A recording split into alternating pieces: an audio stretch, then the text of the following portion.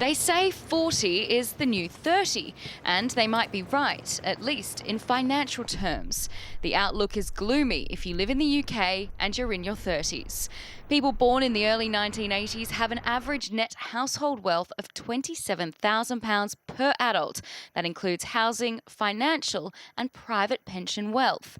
This is about half the average wealth of £53,000 that those born in the 1970s had at the same age. So just what is contributing to this generational wealth gap in the UK?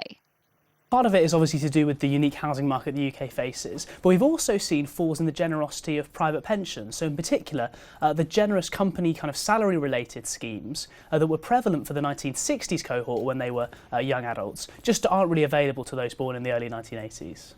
And housing is the big difference. At the age of 30, only 40% of those born in the early 1980s were owner-occupiers, compared to at least 55% of those born in the decades before them. Andrew Hood is the author of the report and a research economist at the Institute for Fiscal Studies.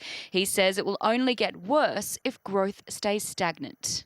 So the fate of future generations depends very much on what happens to economic growth in the future. So part of the reason that we've seen this fall in wealth is that we've seen no growth in incomes over the last decade. So if income growth returns, that gives people more resources from which to save and thereby accumulate wealth in future. But are we seeing the same situation played out across the globe? To some extent, the housing and pensions issues the UK faces are specific to particular issues around housing supply and around legislation of pension schemes.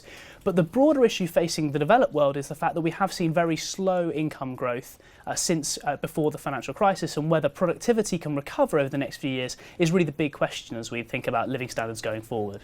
So while many may enjoy the idea of 40 being the new 30 in terms of age, when you examine it in terms of finance, the picture is certainly not as pretty.